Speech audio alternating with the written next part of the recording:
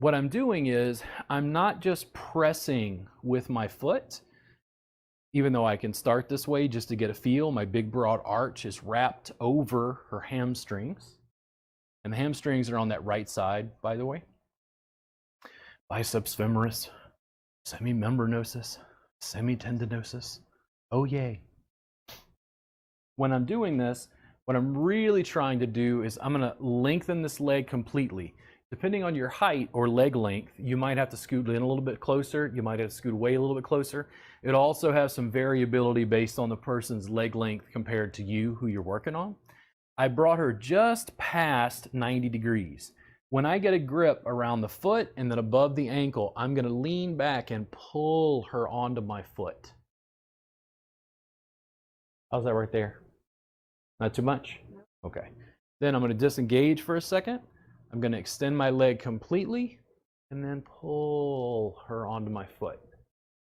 Oh yeah. And then do this and move down maybe a ½ inch. Pull her onto my foot. And pull her onto my foot.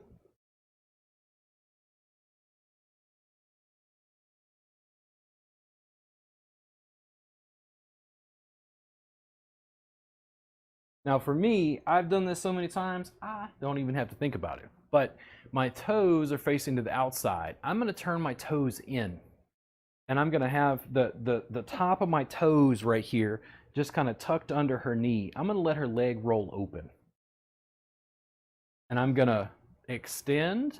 I'm going to hopefully let her shin cross mine, bend my leg enough. You see how her foot just wraps around under my leg? Now I can hold right here and, hey, check it out, check it out. Yeah. Then this foot can press right into the hamstrings. The resistance that I've got, I can switch hands that I'm holding with, depends on what you feel like gives you the most length on your spine. I'm still pressing big, broad arch right into the hamstring right there. But it's also giving some length to the adductors, kind of changing her hip mobility. If you have people with low back pain, man, they have all kinds of tension through their quads and all that. When we're addressing these things, when we talk about the quads, they can cause knee pain. We talk about the TFL, can cause knee pain. Talked about vastus lateralis, can cause knee pain. The muscles that are below the knee, in my experience, don't tend to refer up, but I do see people in knee pain who are having issues with TFL and some of the muscles in the thigh. But because Danielle and I don't have huge amounts of knee pain, kind of changes my focus a little bit. There we go. Big, broad arch. Now, after I've done this a handful of times, and you can see that as I've done this, you see how big and broad it is? I can split, I can use my heel and just split the bellies of the biceps femoris. And I'm just, I'm paying attention. I don't know why I can't speak. Usually my English is so good. I'm making eye contact to make sure I'm not using too much pressure. You see how my leg becomes extended right there? No more than that? Yeah. Okay. Now, I'm going to leave this where it's at. What happens if I rock you a little bit? See? Tons of movement, tons of play. You just have to learn to communicate with the person.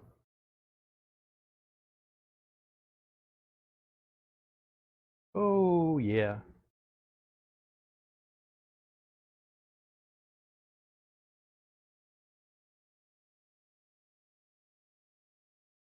I wonder how many clock hours I've really done in session over the years. Like if you totaled it up for 20 years, like what has it been like?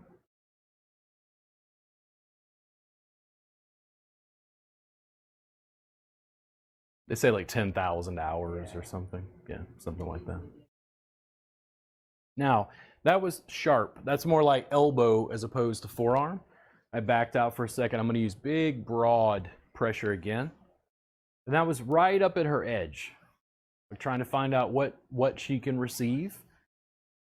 Then keeping this foot underneath the knee just for support, I'm going to back out. I'm going to unhook this guy. and I'm going to bring the leg up. I'm going to keep that foot under for support. And you see how I can lean back